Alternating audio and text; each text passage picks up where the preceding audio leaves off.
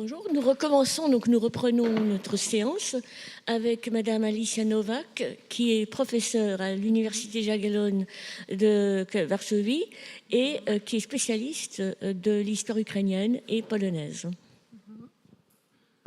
Thanks a lot for invitation.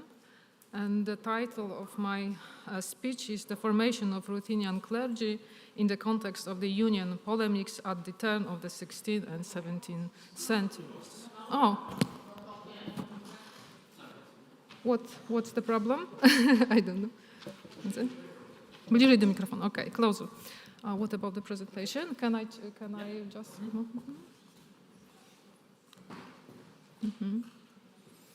Nothing happened? I can... on the right, okay.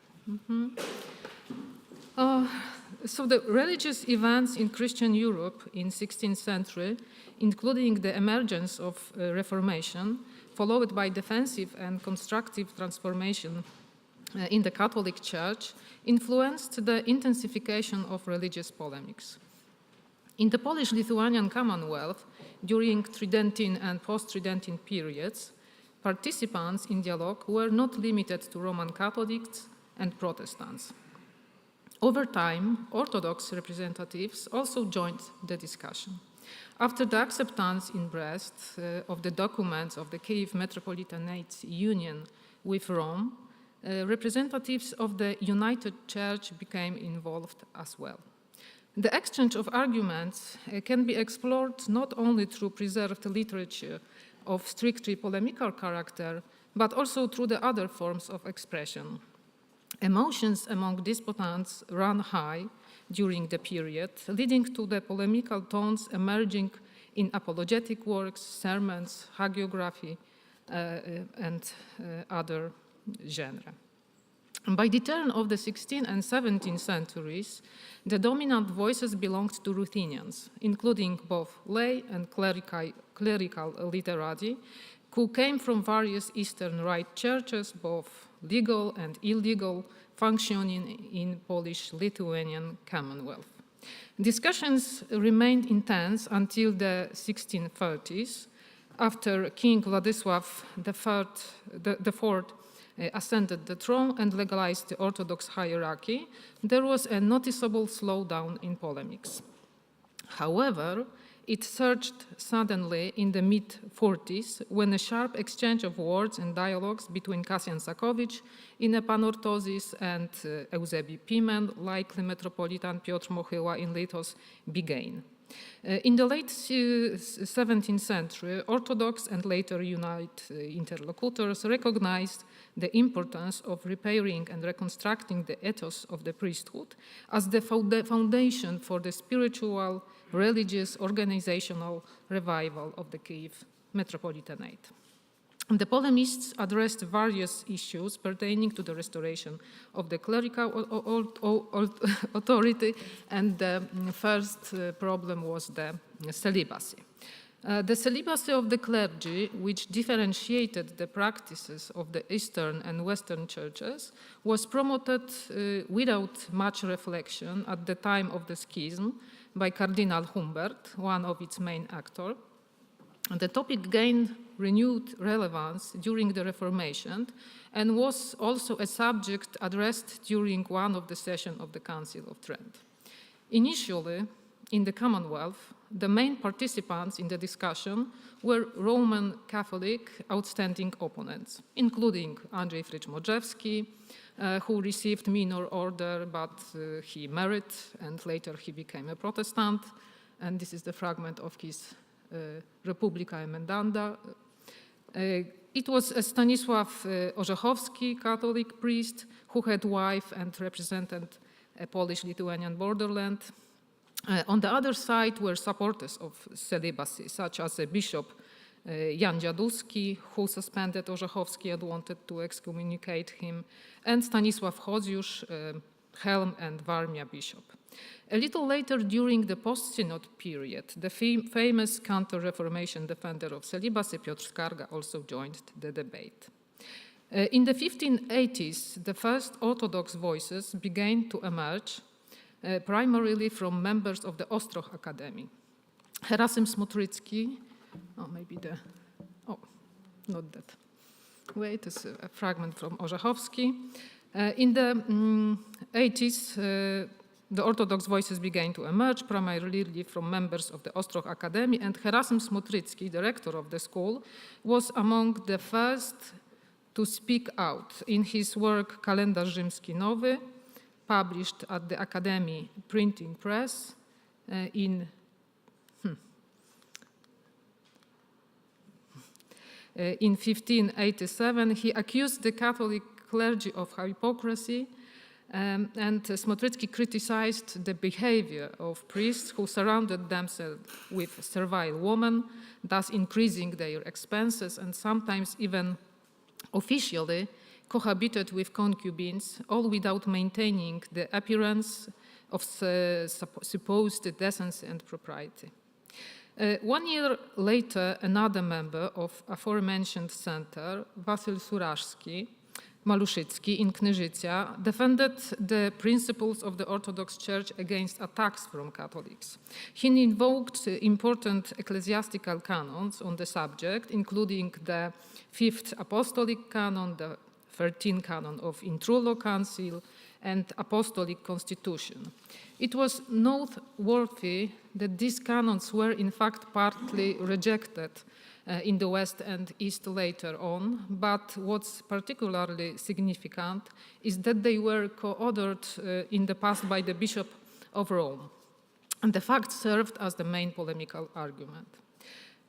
Eastern Church hierarchs also participated in the discussion, including Patriarch Meletius Pigas, who in his letters supported the confraternity movement and advocated for the reforms in Kievan Metropolitanate. The right of the Orthodox clergy to marry, as supported by some of the sources mentioned, was also defended by Marcin Broniewski, a Protestant with a tie to Ostroh. He wrote under the pseudonym Christopher Filalet to conceal his confessional identity. In his Polish language work, Ekthesis, he reported on the events of Brest in 1596, quoting 5th Apostolic rule mentioned earlier in his entirety. In another erudite work titled Apocrysis, Broniewski echoed from the 1550s made by Catholic proponents of dialogue with the Eastern Church. In his work, he referenced Stanisław Orzechowski, mentioned before, Diatryba contra calumniam, and actively opposed exclusivist attitudes within Catholicism. He contested views that proclaimed the exclusive authenticity of the Church within the Roman jurisdiction, clearly expressing the truth that the foundation of the Christians' unity lies in faith, and differences in custom, rite, including celibacy, should not hinder its attainment and therefore should not be a subject of dispute. At the turn of the 16th and 17th centuries, the first voices representing the United Church also emerged. It is noteworthy that Kievan Metropolitan Hypatii Pociej's statements on the topic were surprisingly not explicitly against clerical celibacy. Furthermore, the renowned historian Sofia Senyk believed that there was evidence of very early tendencies towards Romanizing disciplinary practices. And this trend was also noticeable in the doctrinal teaching of the United Church during the period. The Union of Brest divided Ruthenians into supporters and opponents of union with Rome, granting the former the right to maintain their religious rights, including the custom of allowing priests and deacons to marry. In the 17th century, discussion regarding priestly marriages in Polish-Lithuanian Commonwealth changed. The topics The literature revisited the topics that had already been debated in the previous center. These discussions were not so much centered on the idea of celibacy, but rather on the issue that arose from the rejection of celibacy principle even by unite clergy. Others linked, as Skarga had done earlier, the celibacy issue with the preparation for the priesthood. They wrote about priests who were entangled in domestic and family matters, leaving little time or inclination to deepen their knowledge and pastoral skills. This concern was noted by both the Orthodox, exemplified by Stavrovetsky in Homiliary Gospel, and later by the Unites, including probably EPHE-PSL, as we see. While the Metropolitan did not openly advocate for the introduction of celibacy for priests, he acknowledged Skarga's concerns about the excessive burden of household duties, which hindered the development of pastoral skills. At the time, adversaries also accused each other of failing to maintain abstinence from the sexual intercourse in the period before celebrating the liturgy. Disciplinary irregularities were pointed out among opponents, including violation of the rule to receiving the wedding sacrament before priestly ordination. Notably, there were instances of polygamous priests, those with 2 or 3 marriages, and widowers performing spiritual services, though such cases were not isolated. The next problem was simony. The issue of the simony, along with the inadequate preparation for clergy for pastoral duties, has been attributed not only to their household responsibilities, but also to the methods employed in their selection for ministry. In the 1640s, Kasjan Sakowicz, the former rector of a Kiev confraternity school, who had already converted to Roman Catholicism at the time, asserted in his work Epanorthosis with a critical tone that the ordination test was significantly influenced by the candidate's wealth. He claimed that hierarchs tended to examine the candidate's wallet rather than their substantive preparation. Material benefits, according to Kasjan, were also obtained by other participants in the ordination because the candidate was forced to pay not only to a cook or a coachman, but also to the confessor, deacon, writer, cantor, and so on. Simony, of course, concerned not only the bishops who ordained priests, but also the priests themselves, who extorted fees for administering the sacraments and other spiritual services in the parish. And the issue of trafficking in religious practices appeared to be a problem in Kiev Metropolitanate, as evidenced by the involvement of the Alexandrian Patriarch Meletius Pigas, who joined the discussion of on the immoral behavior of the Ruthenian clergy. He aimed to address the various abuses and prohibited charging fees for the sacraments. In polemical literature, one of the earliest accounts concerning the problems related to the sale and purchase of church ministries or sacraments can be traced back to the famous and provocatively titled work Trenos, or the Lament of the Eastern Church. This work was published in Vilno in 1610 by the Orthodox author Meleti Smotrycki, who hid behind the pseudonym Theophil Ortolog. Smotrycki criticized clergymen for corrupting and desecrating God's house, driven by motivation by gold and silver. He warned those who bought and sold the gifts of the Holy Spirit that their pursuit of material wealth would lead to their downfall. Smotritsky's accusations were primarily directed towards the bishops who remained in union with Catholic Church. His work, which faced the destruction by order of King Sigismund III, gained immense popularity among the Orthodox and was sold even before the king's decision was made. And the work held a special status due to the fact that it was the first significant polemical text written both in defense of orthodoxy and by an Orthodox polemist. This context helps us understand why the reception of the text only served to strengthen its positive disciplinary message and increase its influence on the improvement on functioning the church.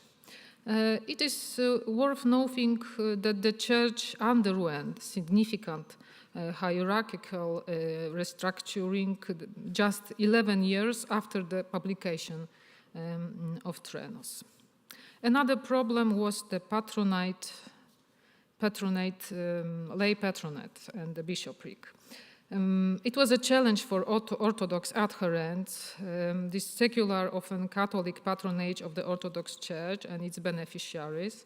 This patronage introduced a level of dependency on the clergy and did not foster the development of clerical discipline or effective oversight of candidates. Bishops should set a good example for the parish clergy, which is why a significant number of accusations of failure to comply with disciplinary rules were directed at them as guardians of order. They were obliged to verify candidates for the clerical state and supervise the lives of the clergy within their diocese. Consequently, unworthy bishop nominations, to some degree, contributed to the lack of substantive preparation of priests, preventing a gradual progression to the office and impeding spiritual growth. The life and customs of the clergy, including the conduct of bishops, came under severe criticism from Iwan Wyszyński. He portrayed a vision of the moral decline of hierarchs and the irregularities that he described as existing to some extent due to widespread practice of ordaining laymen. These candidates were not deacons or priests, and in their prior lives, they held professions that, according to the church law, were impediments to ordination. Ivan wrote about the violation of the fundamental principles and values during the selection process for the office. Simultaneously, he placed these negative phenomena with the context of the Polish-Lithuanian Commonwealth during the 16th, 17th century, using the rhetorical topos ubi sunt. He directly questioned hierarchs about their preparedness for the role of bishop. As we see, aren't you today castellans, courtiers, warriors, soldiers, and so on. Meleti Smotritsky echoed a similar statement in his Trenos, wherein he spoke of candidates for bishopric who came from inns, courts, and wars. These individuals, lacking substantial evidence of their commitment to church principles, broke into, as we read, broke into God's house for the sake of wealth. He regarded such bishops as thieves and argued that their actions directly contributed to apostasy. For Smotritsky, a prime example of this apostasy was the hierarch's accession into Union of Brest, and he likely had Metropolitan Hypaty Poti in mind. Both polemists, when writing about bishops who were formerly courtiers, officials, stewards, writers, soldiers, were referring to specific hierarchs. These criticisms were particularly directed at those representatives of Ruthenian episcopate who joined the Brest Union. However, it is important to note that the rigorous vetting and verification of the candidate's lifestyle for the office had been abandoned earlier due to the status of the church in the Polish-Lithuanian state. In the 16th century, this office was frequently held by lay people who were recommended by patrons and appointed by the king. Paradoxically, according to preserved bishop certificates, these positions were also bestowed upon distinguished servicemen as a reward for the faithful service. Often in advance when the bishop's post had not yet been vacated. This was done despite their lack of substantial spiritual preparation. Proof of such violations of the ecclesiastical law is preserved in well-known Orthodox manuscript Palinodia by Father Zacharia Kopysneński.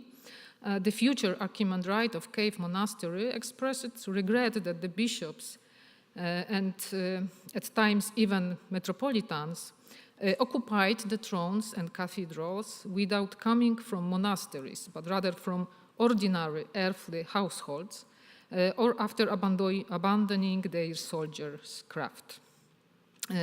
Probably he believed, as Wyszyński, that the antidote for this is to widespread, it's monastic tonsure. Monastic tonsure as an antidote to the widespread moral corruption among the Ruthenian episcopate. And the last issue I want to comment is the clergy readiness for teaching. The condition of the parish clergy largely depended on the episcopal formation, whose deficits were noticed and condemned by polemists, but the low level of clergy preparation for ministry, including the lack of knowledge of the Slavonic language, was criticized by contemporary polemists and reformers. The first were Roman Catholics, obviously, Piotr Skarga, Sosiusz, Stanisław, and then representatives of both Eastern churches in Polish-Lithuanian Commonwealth. They joined the discussion, not only joined the discussion, but also initiated the reforms. A particularly painful result of formation neglect was the lack of teaching the faithful, probably felt acutely at the time when representatives of other denominations strengthened this important element of pastoral care. The words have been preserved of EPHE-PSL to cleric Ostrogski with a bitter question about the academic program for ministry in Orthodox Church. As we read, and where are the teachers and preachers who would teach people good deeds and honest moral? Smotrycki in Trenos called contemporary clergymen mercenaries, blind leaders, even predators and lion devouring their herd and living without teaching. We have evidence that the faithful used Protestant and Catholic sermons, which is why Smotrycki, the author of Trenos, not only criticized priests, but also took specific corrective actions in the field. He prepared and published the homiliary gospel in his own translation into plain Ruthenian language in Wievis in 1616, and the book was to prevent the Orthodox from reading Mikołaj's Reis and also Jakub Wujek's sermons. It is significant that the similar comments about the teachers as moles in the dark, blind guides, were expressed 10 years later by Kyryło Stawrowecki in another homiliary gospel edition. His words of criticism did not find such understanding among the hierarchs of the structurally reborn in 1620 Orthodox Church, although illegal. Hence, one of the bishops of this hierarchy was Meletiusz Smotrycki.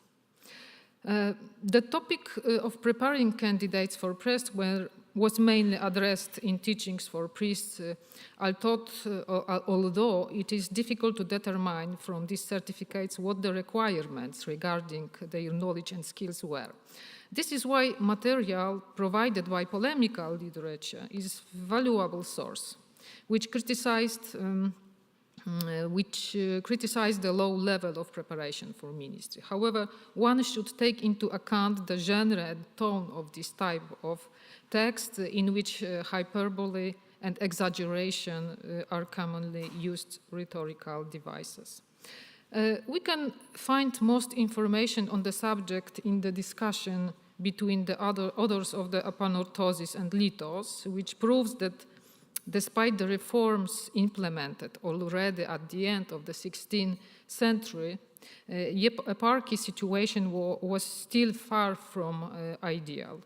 According to Kasian-Sakowicz, the Ruthenian land did not have educated priests, which was due to abandoning recruitment procedures in favor of the common practice of paying for the ordination. So the simone, as I said. So he indicated one of the most often mentioned reasons for the unpreparedness of clergy for ministry. To conclude, I must say that polemical literature serves as a valuable source for understanding the problems faced by the divided church during the period. The text discussed above distributed information about the key elements of the church reform.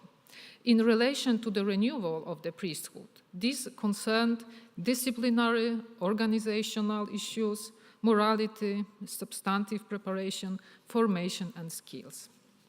And this element of function of polemical literature is worth emphasizing, appreciating, and taking into account more broadly in research in order to get to know the vision of the church promoted by the participants of the dialogue and to comprehend the source of specific changes taking place later in the ritual, custom, and sometimes doctrine, especially in the United Church. Polemical literature presupposes dialogicity, which is often twofold. It is worth noting. The word is addressed to a specific author. The text implements refutation probation schemes as its most important function is to present a point of view.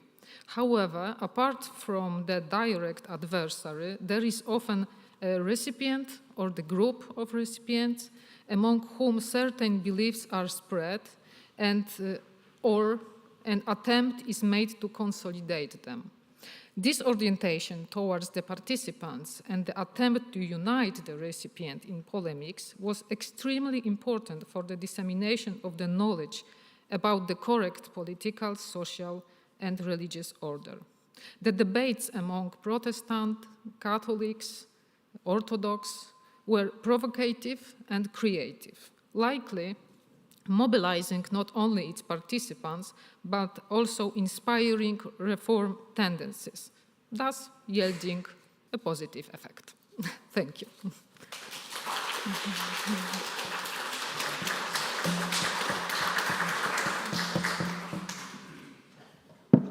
Je demande ainsi à Madame Vera Tchentsova de prendre la parole. Madame Tchentsova est par ses origines byzantinologue, mais aussi spécialiste du XVIe, XVIIe siècle, et elle est maître de conférence. Alors je parle comme Carrère d'Orcos, je dis maître de conférence à l'École pratique des hautes études à Paris. Merci Madame. Merci, merci beaucoup, merci pour m'inviter ici.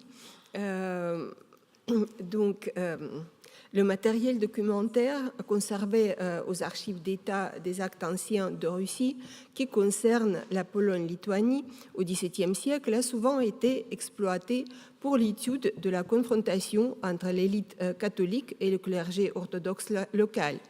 Bien des historiens, y compris les plus neutres, ont vu dans les autorités de la Rzecz Pospolite des oppresseurs de la population orthodoxe, laquelle, comme à l'époque de l'hetman Bogdan Khmelnytsky, luttait pour pratiquer librement sa religion.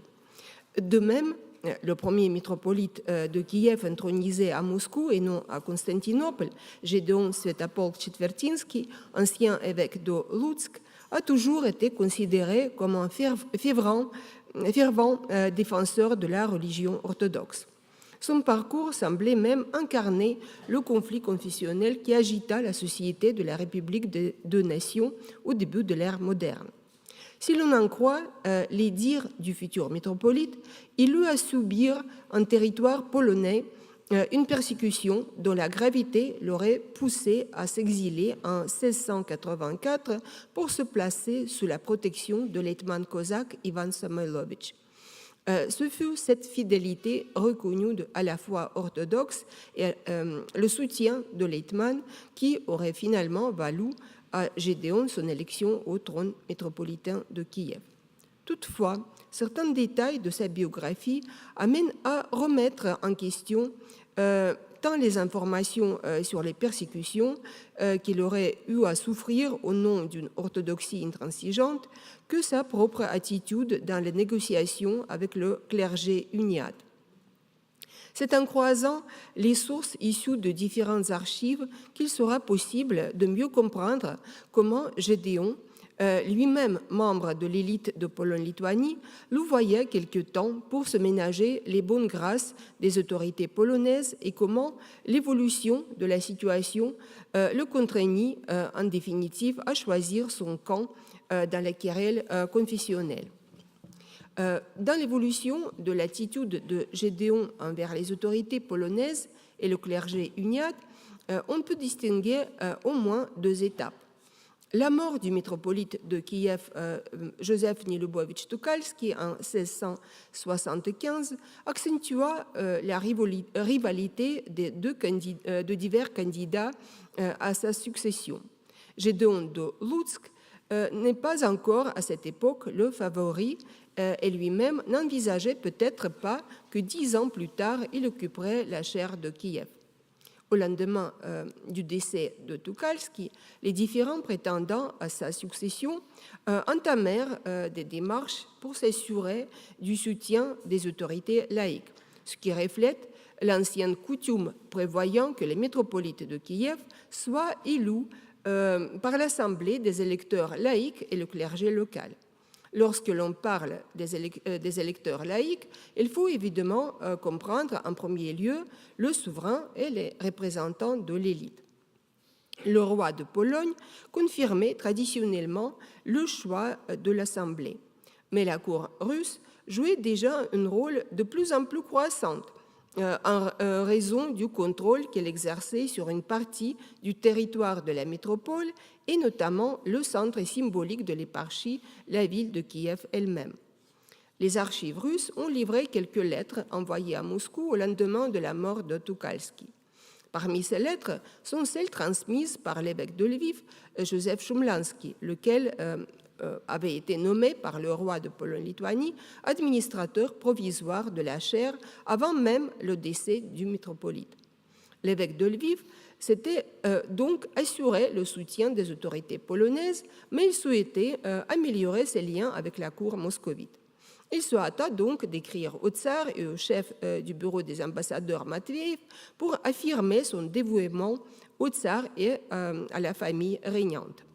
Un autre hiérarque écrit alors en parallèle à Moscou, le métropolite de Gaza, Païsios Ligaridis. Celui-ci avait été suspendu du sacerdoce depuis quelques années par le patriarche de Jérusalem et vivait à Kiev. Dans sa lettre adressée à Matveïev, il demande la permission de célébrer la liturgie orthodoxe, ce qui nécessitait d'obtenir le pardon de son patriarche pour être rétabli dans son ancienne qualité. Dans la même lettre, Ligaridis rappelait à la cour russe les anciennes accusations portées à l'encontre de l'évêque d'Omstislav, Mefodi Filimonovitch, locum tenens du trône kievien nommé à Moscou. Ce hiérarque s'était vu accusé d'avoir collaboré avec l'hetman Bruchavetsky lorsque celui-ci voulut se joindre aux forces anti-moscovites de l'hetman Petro Doroshenko. Mefodi était depuis lors assigné à résidence dans un monastère moscovite. Ligaridis prévenait Matveïev que la libération de Mefodi pourrait entraîner des troubles, d'autant plus grave qu'il envisageait de revendiquer le siège de Kiev. Les rumeurs circulaient même qu'il l'a déjà obtenu. Rien de tenant aux alarmes de Ligaridis. En 1662-64, le gouvernement russe avait œuvré à obtenir que le patriarche de Constantinople pardonne l'ordination moscovite de Méthodie et ses activités non canoniques dans l'éparchie de Kiev, laquelle relevait du patriarcat œcuménique. Malgré les précédentes heurtes entre Méthodie et la cour moscovite, celle-ci aurait pu soutenir ce candidat à la chaire kievienne. Les futurs prétendants cherchaient donc le soutien des hetmans cosaques de Moscou ainsi que du patriarcat de Constantinople, tous acteurs essentiels de l'élection à venir. Nul hasard donc si la diète de Cracovie s'empressa dès le printemps 1676 de prendre la décision cruciale d'interdire à la communauté orthodoxe de requérir de Constantinople les consécrations ecclésiastiques et surtout l'ordination au siège vacant sans permission du roi. Les membres des confréries orthodoxes qui dépendaient directement du patriarche de Constantinople passaient désormais sous le pouvoir des évêques locaux. Et les conflits graves entre ecclésiastiques orthodoxes devaient être jugés par des cours royales. Cette décision répondait à une innovation importante introduite par le patriarcat de Constantinople en 1668. Pour la première fois, le patriarche de Constantinople, Méthodios, avait béni l'élection du métropolite Joseph Tuchalski en mentionnant dans son acte, en tant que l'autorité laïque responsable pour cette élection, l'hetman cosaque et non le roi de Pologne-Lituanie. Cet hetman n'était autre que Petro Doroshenko, qui, au même moment, s'était placé dans la suggestion du sultan ottoman, et le métropolite Joseph Tuchalski soutint cette orientation politique pro-ottomane et anti-polonaise. Les autorités polonaises décidèrent donc de prendre des mesures strictes contre d'éventuelles élections et consécrations de hiérarques orthodoxes sans confirmation du roi. Il ne s'agissait donc pas de prohiber tout contact avec le patriarcat constantinopolitain, mais de s'assurer que l'on en reviendrait à la pratique précédente dans les élections des métropolites. La décision de la diète produisit son effet, entraînant évidemment les plaintes des orthodoxes. Au début du mois d'août 1676, un certain Vassian, hérodiacre du monastère de Patchaev, venu à Kiev pour prier au monastère de Groth, racontait que tous les orthodoxes de Pologne étaient dans l'affliction suite à la décision de la diète de Cracovie d'obliger le clergé à se soumettre à la juridiction de Rome et à abandonner les patriarches œcuméniques, ne plus recevoir de bénédiction et ne plus être dans leur obéissance. Selon le récit de ce hérodiacre, bien des moines quittèrent leur monastère. Mais si la décision de la diète, qui, selon certaines opinions, hypothéquait le renouvellement des ordinations et signifiait l'union forcée avec Rome, paraissait insupportable à certains orthodoxes, d'autres envisagèrent de collaborer avec les autorités royales et d'en obtenir un soutien propice à leur carrière ecclésiastique.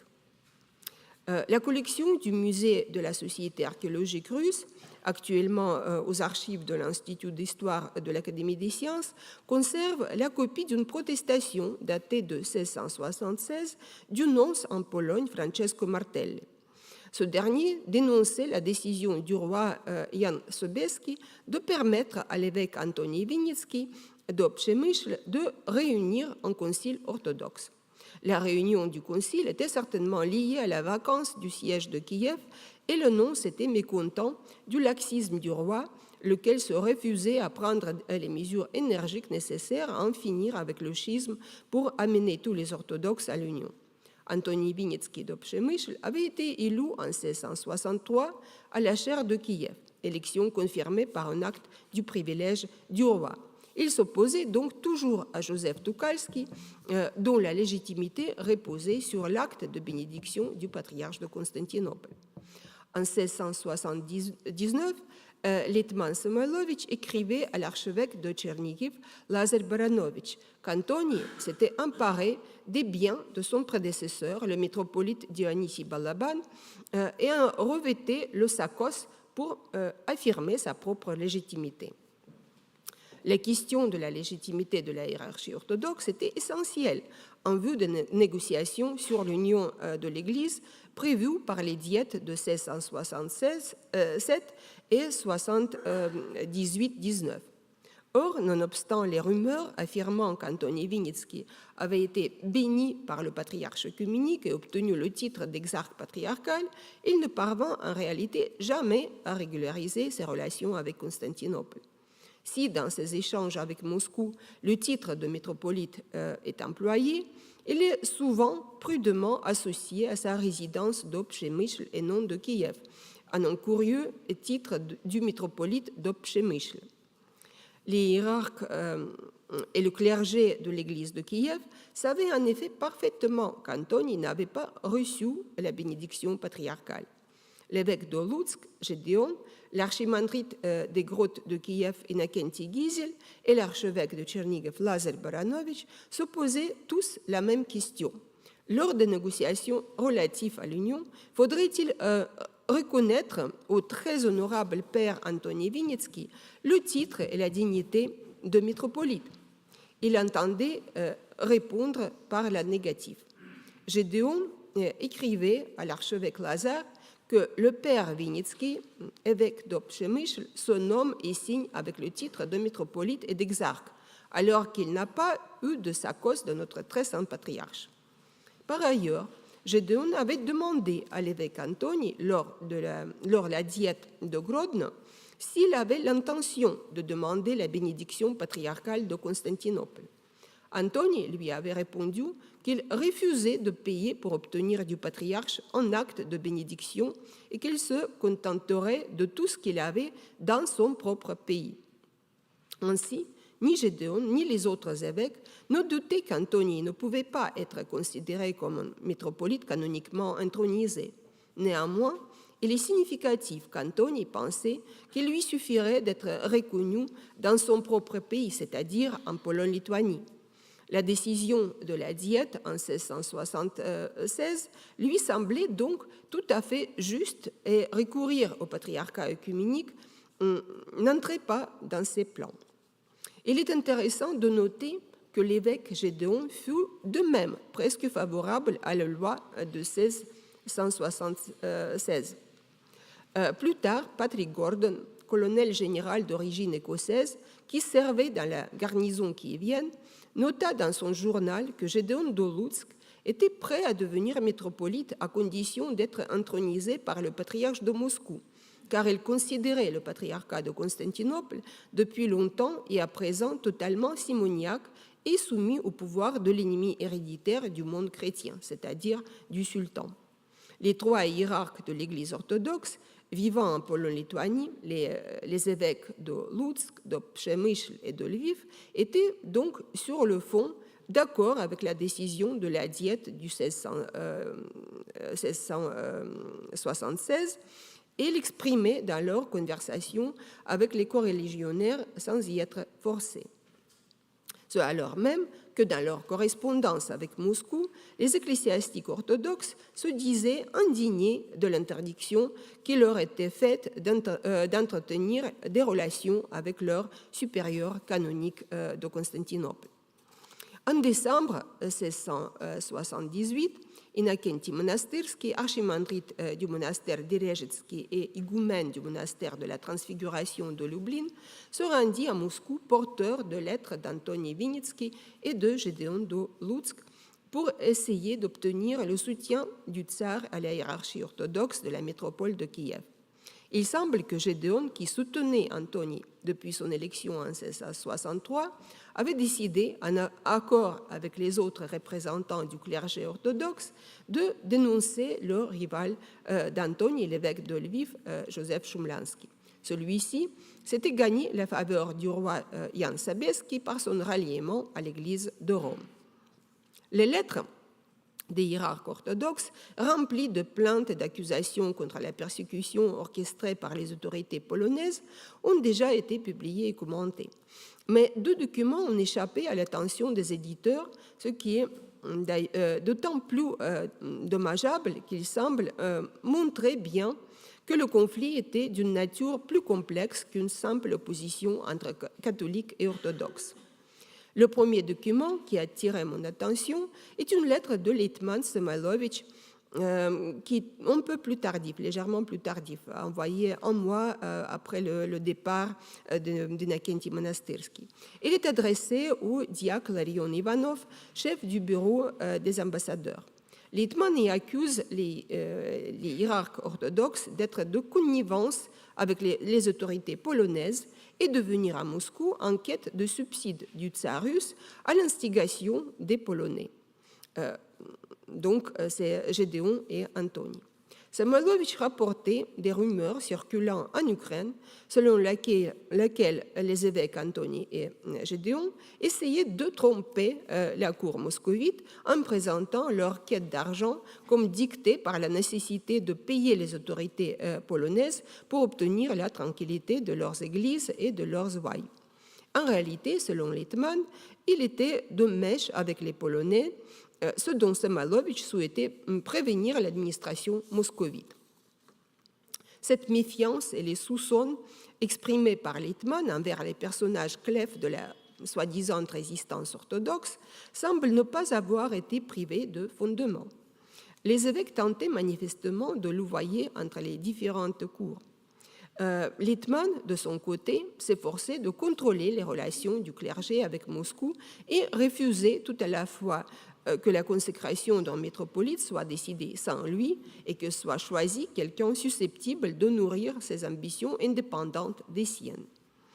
Le deuxième document est une traduction d'une décision du tribunal royal de Lublin relatif à l'acquittement de l'évêque de Lutsk Gedeon.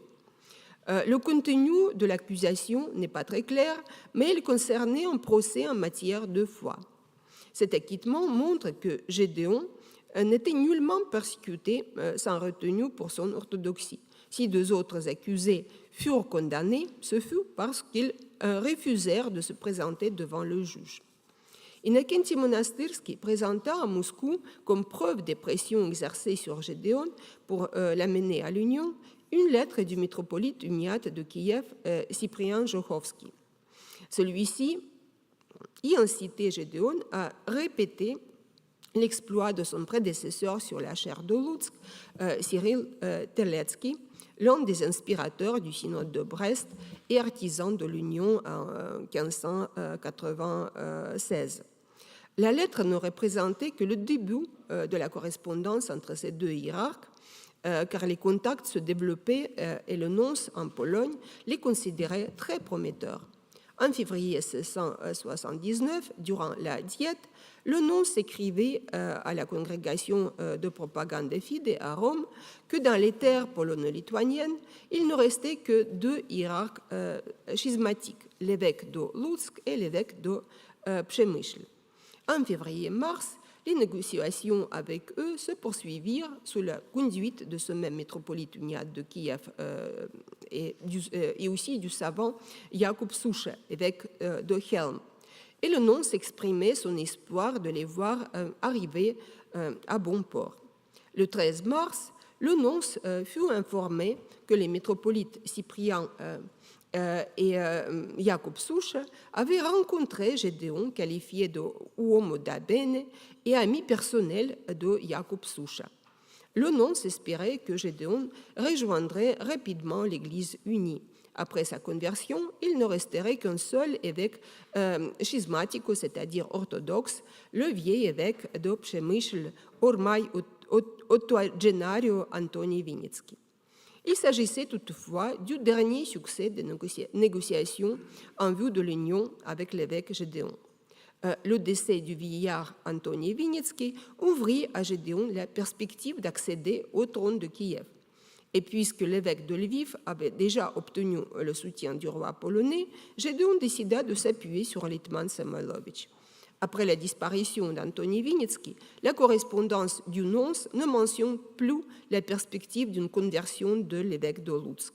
En mars 1681, il se contente de confirmer au cardinal secrétaire de la curie romaine que 2 évêques ont déjà professé publiquement la foi catholique, mais Gédéon de Lutsk restait toujours en schisme. Bien que la méfiance de l'hétman Samailovitch envers les hiérarques orthodoxes à la fin de 1678 soit évidente, il devait néanmoins résoudre le problème de la vacance de la chaire de Kiev. Il décida initialement de faire venir dans les territoires qu'il contrôlait des hiérarques grecs. Mais évidemment, l'invitation et l'installation de tels hiérarques ne pouvaient constituer qu'une solution temporaire, quand la chaire de Kiev était officiellement toujours vacante. En 1681, le patriarche de Constantinople décida de séparer en 2 la métropole unie de Kiev et Halytch, revenant de fait à la situation d'époque byzantine.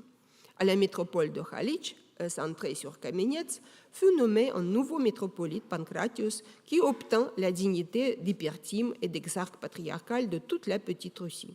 Si auparavant, l'éparchie de Kiev était administrée par un métropolite dont la titulature associait Kiev et Halytch, et qui était également hypertime et exarque, c'était à présent le nouveau métropolite de Halytch qui avait ces 2 dernières dignités. Il était évident que si la chaire de métropolite de Kiev restait vacante et que si Samailovitch ne trouvait pas de solution canonique convenable au problème, quelqu'un d'autre, qu'il s'agisse du patriarche de Constantinople, des tsars ou du roi, trouverait et imposerait une solution moins favorable aux intérêts de l'hétman. Sa première tentative pour résoudre la situation intervint au début de 1682. Quand il envoya son représentant à Moscou pour demander la permission de marier sa fille aînée dans la famille de Czetwertyński et de procéder à l'élection du métropolite de Kiev. Le projet de mariage échoua et l'union matrimoniale avec les Czetwertyński ne fut réalisée que quelques années plus tard. Dans l'immédiat, l'hétman dut marier son aîné à un aristocrate moscovite, ce qui devait assurer sa propre fidélité à Moscou. En 1684, Gédéon décida de mettre définitivement terme à ces louvoiements et de quitter le territoire polonais. Prétextant le danger des incursions des Tatars de Crimée, il partit, chargé de tous les trésors de la sacristie, se placer sous la protection de l'hétman Samailovitch. On trouve dans la correspondance du nonce Pallavicini, datée de novembre 1684, une critique acerbe de cette action.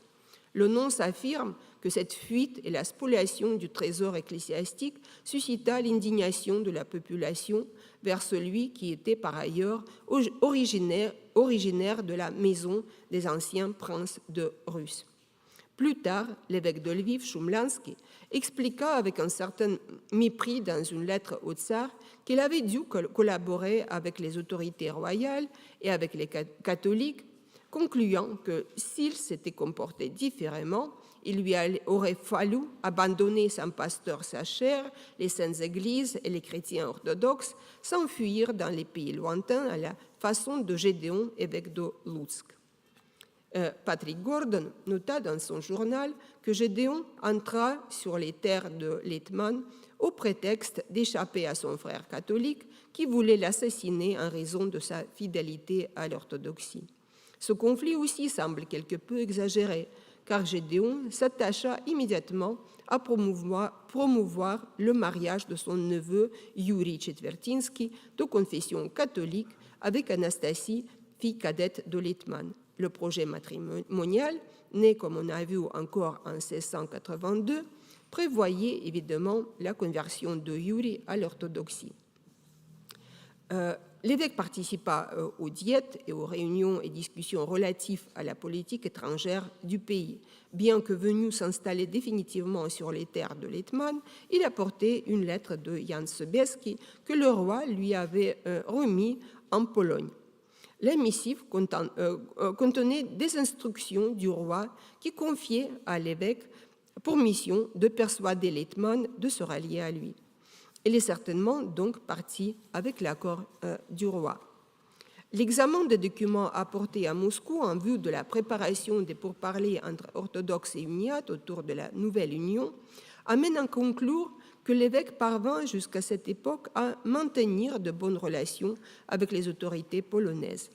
Deux événements expliquent sans doute le choix final de Gédéon d'arrêter tout louvoiement et d'entrer en lice pour la chaire de Kiev en tant que candidat de l'Hetman. Tout d'abord, la publication de la confession catholique de Chumlansk et sa nomination comme administrateur de la métropole. Il était dès lors clair qu'il serait le candidat du roi. Ensuite, le décès d'Antoni Vinnytsky qui libérait un espace politique dans lequel Gédéon put s'engouffrer pour revendiquer la chaire de Kiev. Mais ce n'est qu'ultérieurement, vers 1681-82, que Gédéon décida définitivement de mettre un terme aux négociations avec le clergé uni et de les lancer avec Samailovitch, puis de partir tenter sa chance auprès de l'Hetman. Merci.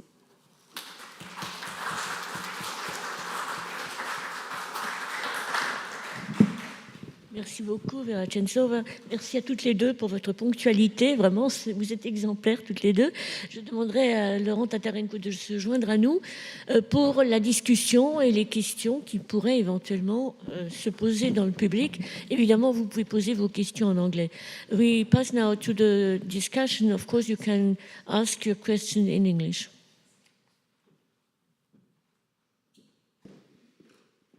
Kerstin Susanne Jobst. Thank you very much, both of you. But I just have one question for Alicja.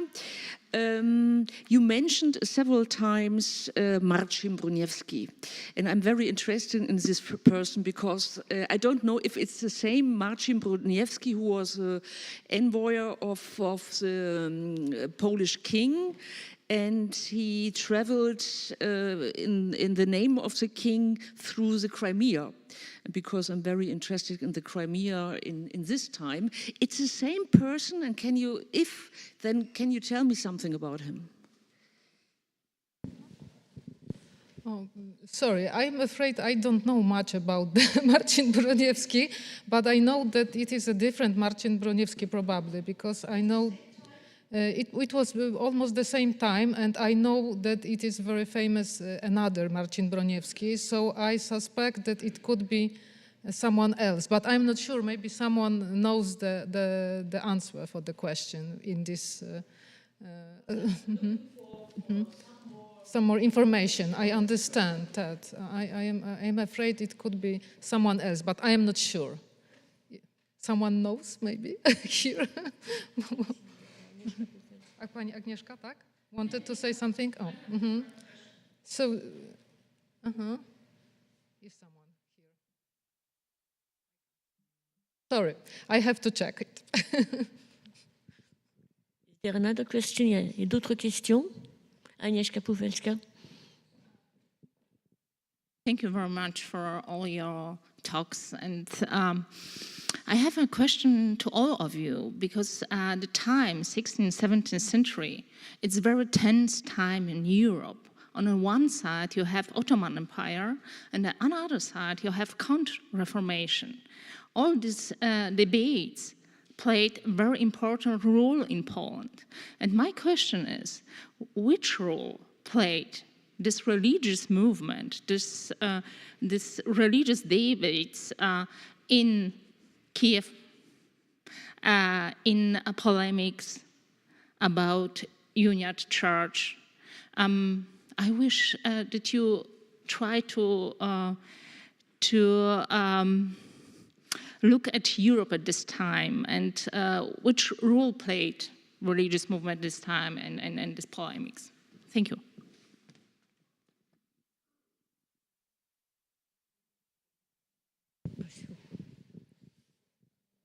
Yes, thank you for the question. I'm not sure I'm the best person to answer because I think Alicia will know more about this polemics. But as I consider it, I would say that of course there will an influence of the Protestant movements in the polemics between Protestants, between Orthodox and the Uniats. For example, Protestants often participated both with the Orthodox in this polemics against the Union, because the Union was presented as a, let's say, print of the Roman Church. So, for example, we mentioned Martin Broniewski. He was a church brother, and he wrote this book with pseudonym, but he wrote it on the Orthodox side.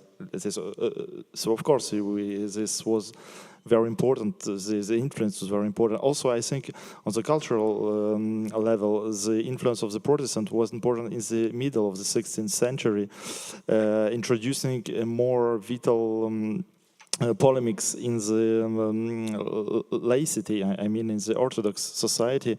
Protestant influence, in fact, imported the use of this literature, of the religious literature, for example, through laypersons, not only for the clergy. So this was one of the aspects, I think, important in this time, in the 16th century at least. But I want to monopolize the speech, so I will give stage maybe to Alicia or Vera, I don't know.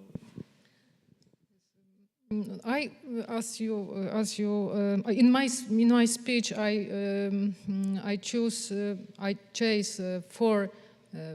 5 topics, main, I must say, but the main was to renew, to reform the priesthood. You know, we have in Polish we can say that when something is corrupted, it starts from the head.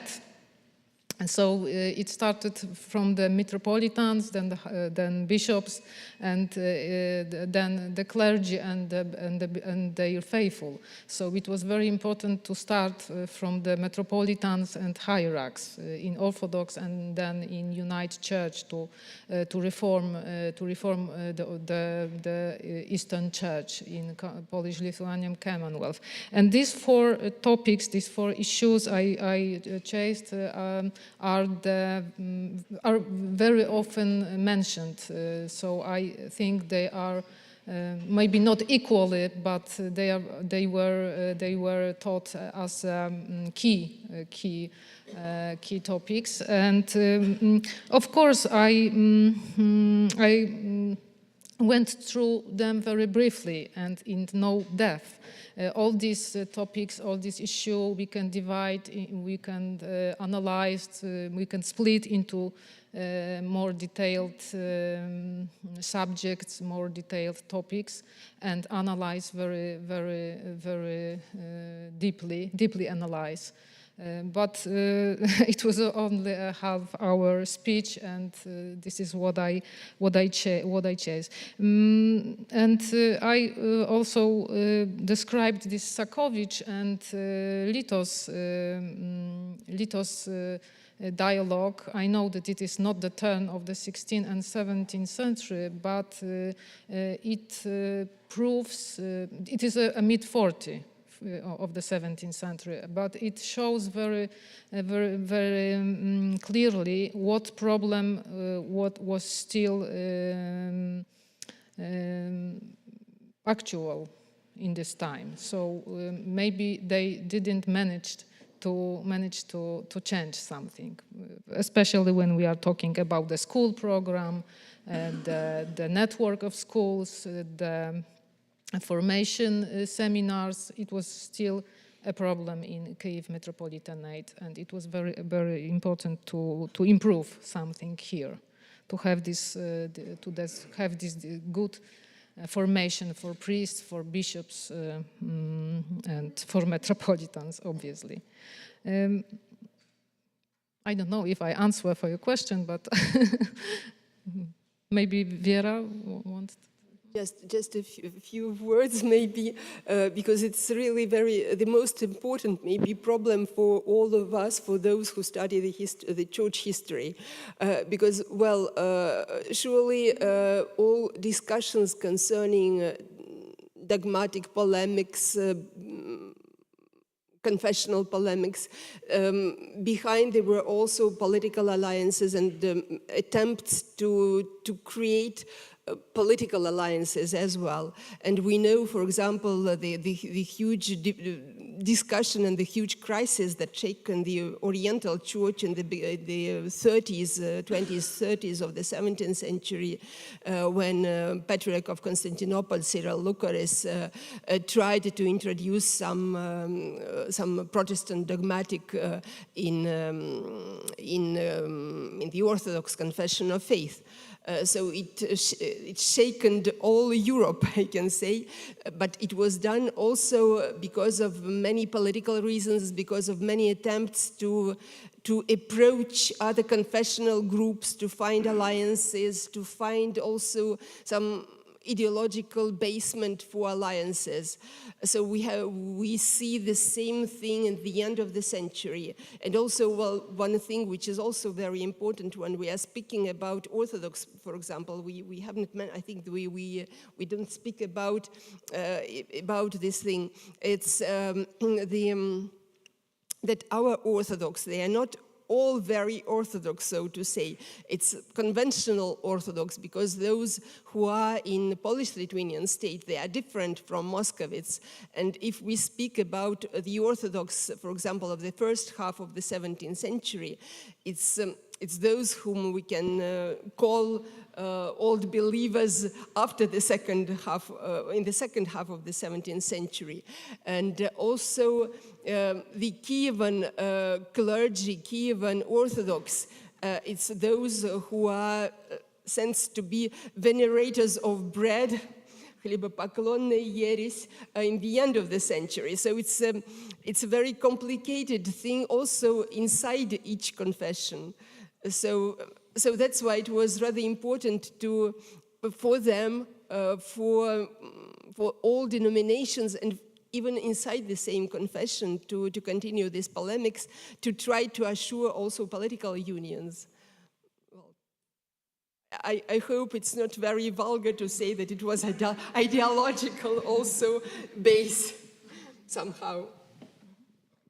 Autre question? Oui, Kerstin? Peut-être. Hello. Okay. I have two questions. The first is to Alicja. Maybe this is not a question, but some kind of comment. I found new information about a case of Bishop Kopystynski from Przemyśl, because you thought about situation and trying to implement these reforms in reality, yes, these postulates. And we know now this situation in Bishop's society is what quite bad. For example, this Kopystynski, who was accused about living with his wife after when he was appointed for Bishop Cathedral. We have information about his conflict with Michał Rachoza, but in few years he was in separate with his wife, and we have maybe this next some research can see this Orthodox hierarchy in the other light, in the other image. Yes, and the second question is to Vera Tchentsova. I think this Czetwertyński is a very interesting person in the Orthodox Church, and I have a question. Maybe do you have some idea for new book about this person? Because we have just this old books by Professor Antoni Mironowicz. Maybe this is a good idea for some deep research. Thank you very much. Thank you, Violeta. I was talking about Zacharia Kopystynski. You are talking about Michał Kopystynski, as I understand. Maybe it was a comment, not the question, but I can say that they tried to cope with this problem in Kievan Metropolitanate in 17th century, and probably when we are talking about unite church, the first who tried to do something with that problem was Józef Kuntsevich. And why I mentioned Kuntsevich, because he was also probably perhaps the first person who tried to give the very practical answer for this society problem, because he understood that when we suddenly remove all the priests who have this sin on their conscience, it could be it could influence the considerable difficulties in continuation the liturgical life in eparchies because of the lack of the priests. It was so popular to have these polygamous priests, and the problem with these marriages was a real society problem. And we have to remember also the second thing, that these priests, widowers, for example, had also children. And the children should have mothers. So just to get rid of them, it could be not human to get rid of from the eparchies. And Kuntsevich and also then Mochyła said that it is the best thing we can do is just to let them administer the sacrament, some sacraments, maybe not penance and not the liturgy, but we can leave them in their parishes. So maybe it's too long my comment for this. So as I understand, it was about Gedeon Swiatopołk-Czetwertyński.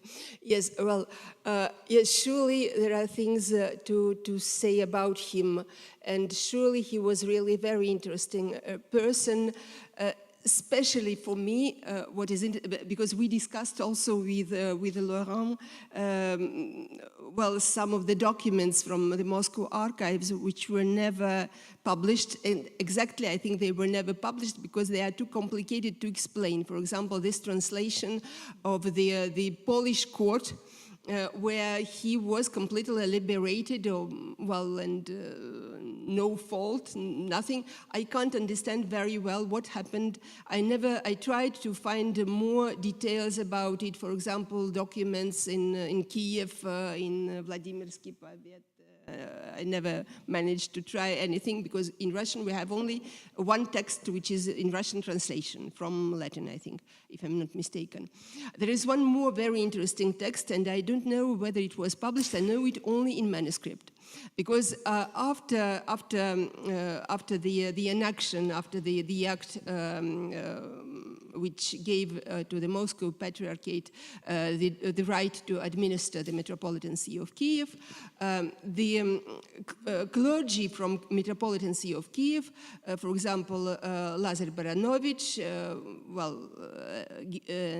Gedeon, they had to write a kind of a text, not a confession of faith, but a kind of a text explaining their attitude to the Ferrar-Florence Council.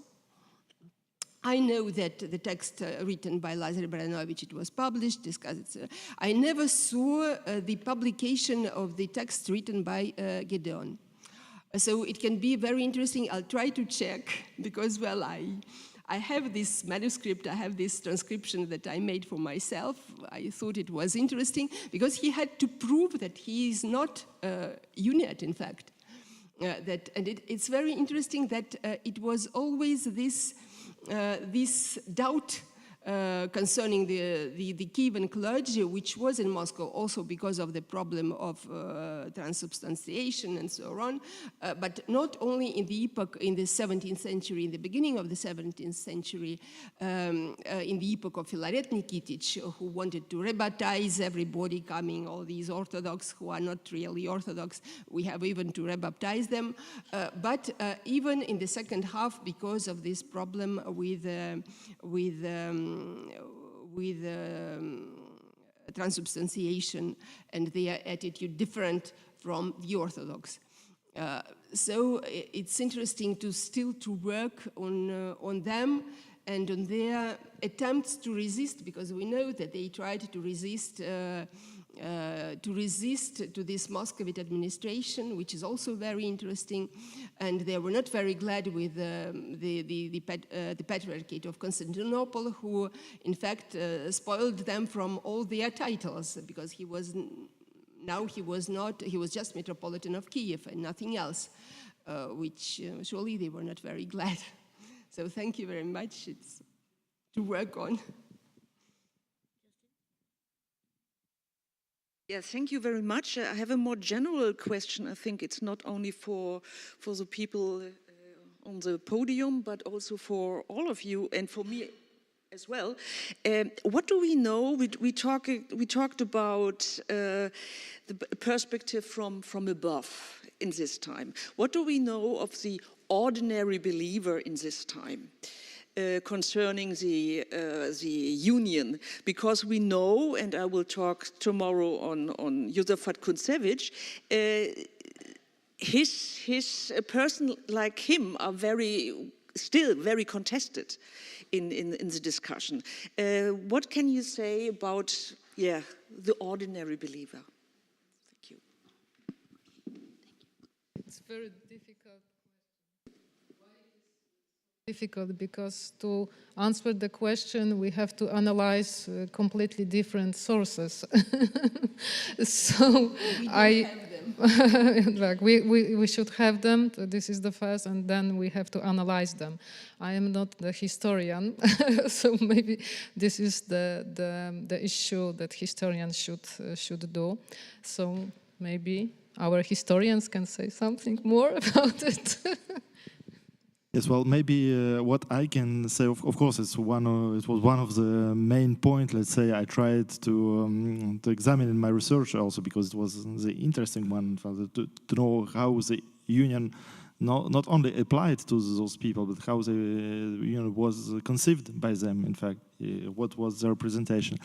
And indeed, yes, the problem is we have very more small sources about these questions.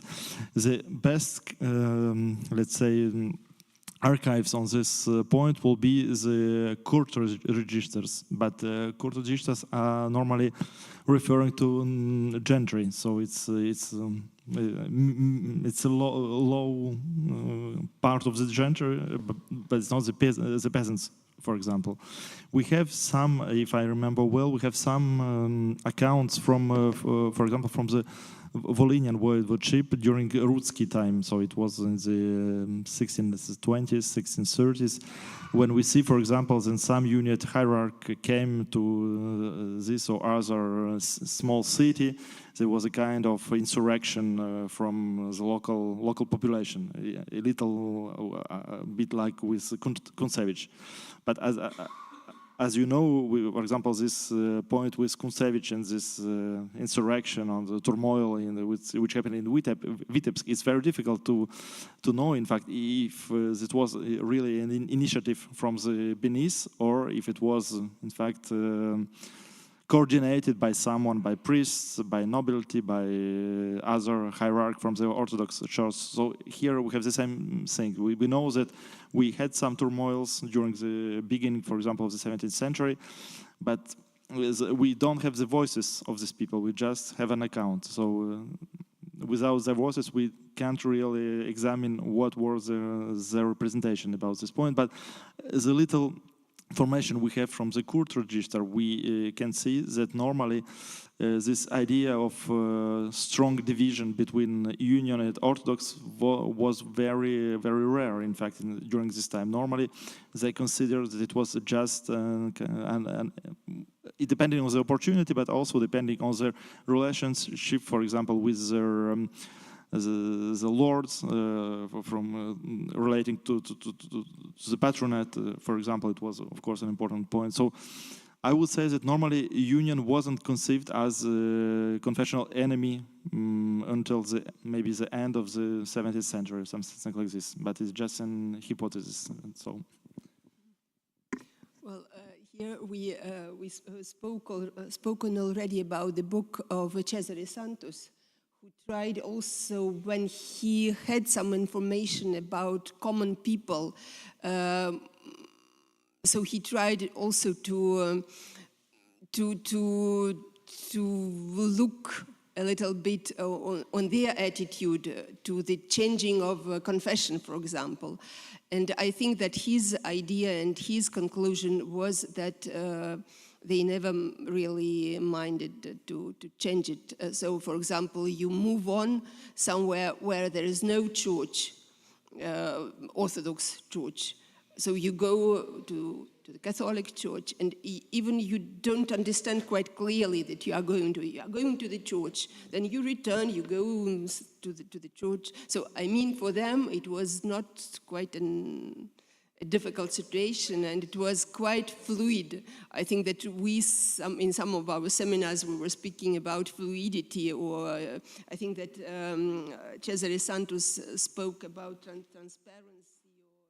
That it is, so you penetrate into other confession quite easily, because common people, they are not thinking very much about, it's just nowadays we have the same situation more or less sometimes. Last question, une dernière question, parce qu'après nous allons déjeuner, oui. Yes, when I was listening to your question,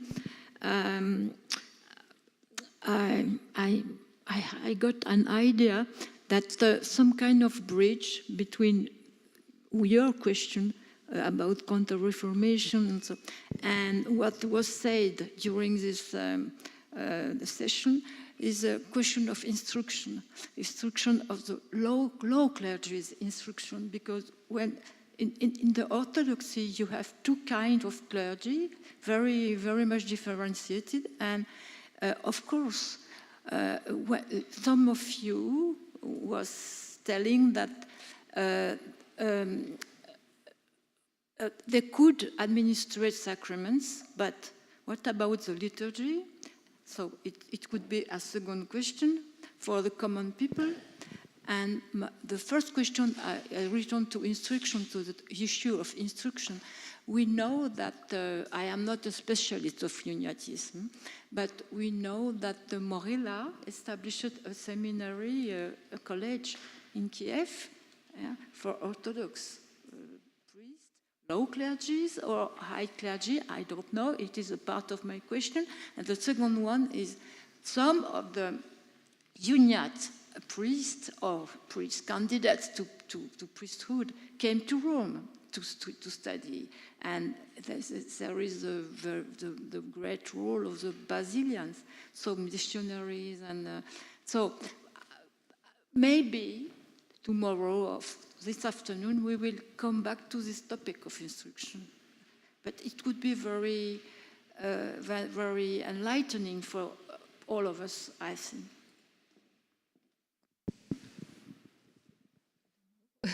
I'm not sure if I catch the idea, but when talking about the school and the seminar, this is not that positive, because the Kiev College and then Academia at the beginning of the 18th century, it was not seminar level of school. So it was not dedicated to the candidates for the priesthood.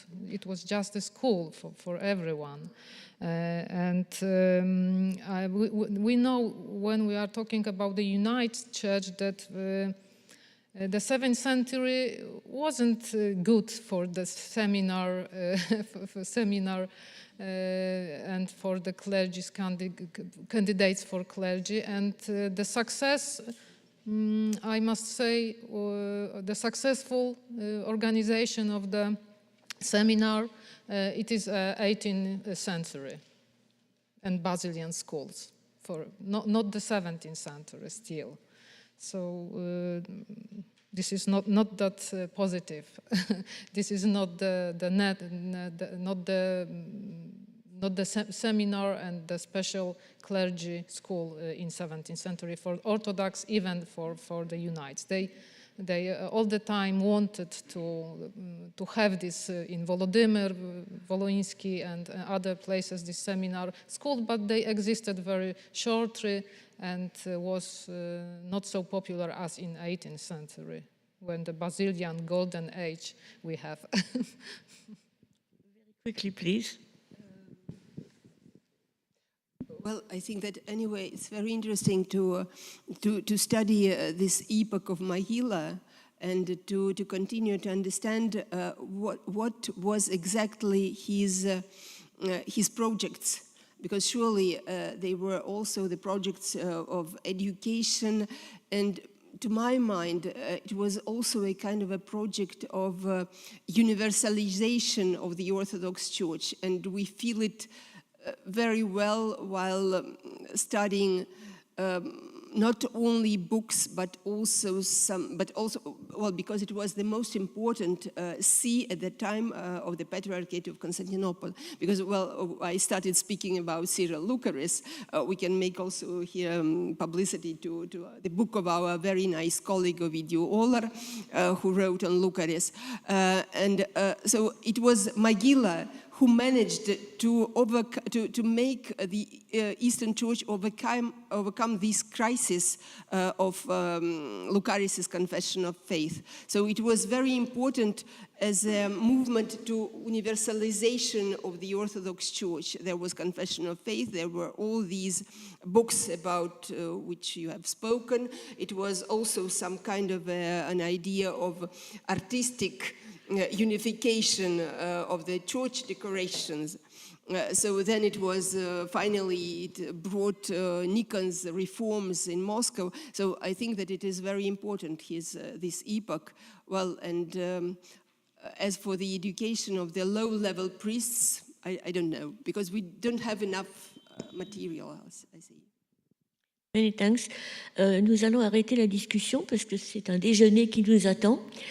Donc, je vous remercie tous de votre attention et je vous dis donc à 14h cet après-midi pour la suite des événements. Many thanks for your comments. We will have lunch now and we meet again at 2 o'clock. So please, many thanks once more for your participation.